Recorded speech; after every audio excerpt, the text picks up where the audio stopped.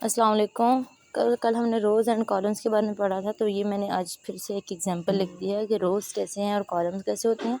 दूसरी चीज़ जो हमारे पास होती है मैट्रिसेस में, वो होती है इक्वलिटी ऑफ टू मैट्रिसेस, दो मैट्रिसेस की इक्वलिटी।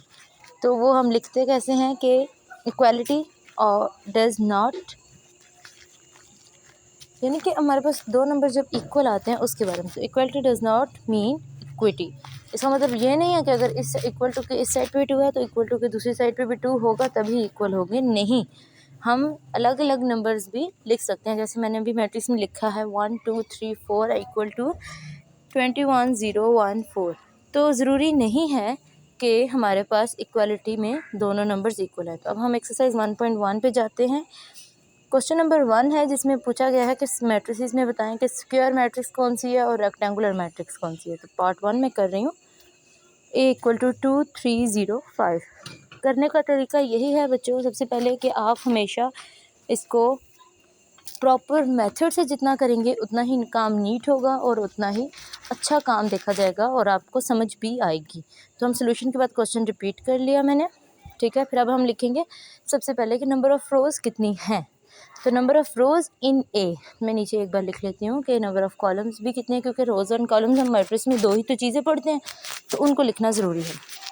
तो नंबर ऑफ़ कॉलम्स इन ए कितने हैं, तो ये पहला है 2 3 0 5, ये हमारे पास आ जाते हैं रोज़। तो रोज़ कितनी होगी टोटल 2 3। अब मैं इसको अगर रेज़ कर दूँ तो अभी हम टूवर्ड्स कॉलम जाते हैं, हम देखते हैं कि कॉलम्स हमारे पास कितने हैं। तो कॉलम है 2 0 3 5, तो कॉलम्स भी 2 हो गए, ठीक है।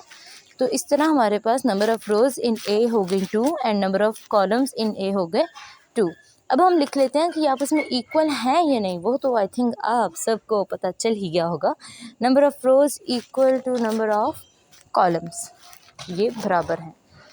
तो जब हम बात करते हैं इस क्वेश्चन की, तो उसमें पूछा गया था कि स्क्वायर और रेक्टेंगुलर बराबर हैं तो नहीं। तो स्क्वायर मैट्रिक्स में चारों साइड्स इक्वल होती हैं, जब इसकी रोज़ एंड कॉलम्स इक्वल हो गई हैं तो वो बराबर हो गए। तो so the matrix A is square matrix. तो अब हमारे पास मैट्रिक्स का नाम हमारे पास डिफाइन हो गया, पता चल गया क्या है, स्क्वायर मैट्रिक्स। अब पार्ट 2 है।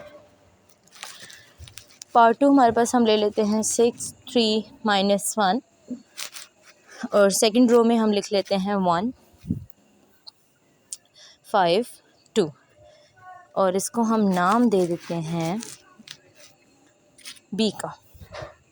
बी इक्वल टू, अगर बुक्स में अगर आपके पास कोई और नाम है तो कोई इतना इशू नहीं है, आप बी की जगह वो नाम लिख सकते हैं।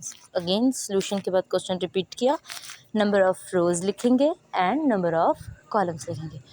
तो लिखते लिखते एक बात याद आई है कि हर चीज़ को प्रॉपर करने का तरीका ही होता है, और प्रैक्टिस, मैथ्स हमारे से प्रैक्टिस मांगती है।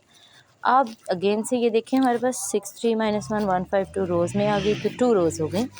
चलें अब हम कॉलम्स की तरफ जाते हैं कि हमारे पास कॉलम्स कितने हैं। तो 6 1 3 5 -1/2 1 2 एंड 3 कॉलम्स बनते हैं। तो लिखेंगे number of rows. Equal to के लिए हम सिर्फ इक्वल टू का साइन डालते थे, तो इसमें हम क्या करेंगे, इक्वल टू डाल के इसके ऊपर टेढ़ी लाइन लगा देंगे, जैसे नॉट इक्वल टू कहते हैं। तो नंबर ऑफ़ कॉलम्स, तो यहाँ पे नंबर ऑफ़ रोज़ और नंबर ऑफ़ कॉलम्स इक्वल नहीं है, तो मैट्रिक्स क्या हो जाएगी गाइस, मैट्रिक्स हो जाएगी स्टूडेंट्स रेक्टेंगुलर, क्योंकि ना ही तो उसकी चारों साइड्स बराबर हैं, तो इसलिए वो रेक्टेंगुलर मैट्रिक्स हो जाएगी। तो एक आखिरी क्वेश्चन कर लेती हूँ, फर्स्ट क्वेश्चन का पार्ट नंबर 4 है, e = -5 है। अगेन से क्वेश्चन रिपीट प्रॉपर मेथड से कीजिएगा, आपके रजिस्टर्स पे आप नीट होगा, आपकी टीचर्स का भी आपका रजिस्टर पसंद आएगा, और बोर्ड्स में भी आपको अच्छे मार्क्स मिल सकते हैं। और इसके दूसरी चीज़ यह है कि सबसे बेनिफिशियल आपके माइंड में। तो नंबर ऑफ़ रोज़ तो आपके सामने है, एक ही नंबर एक ही रो और एक ही नंबर एक ही कॉलम हो। तो रोज़ एंड कॉलम हमारे पास क्या आ गए बराबर, सॉरी मुझसे गलत हो गया, इसको दोबारा लिख लेती हूँ -5। तो number of rows equal to number of columns, जब हमारे पास number of rows equal to number of columns हो जाते हैं, वो हमारे पास क्या मैट्रिक्स होगी,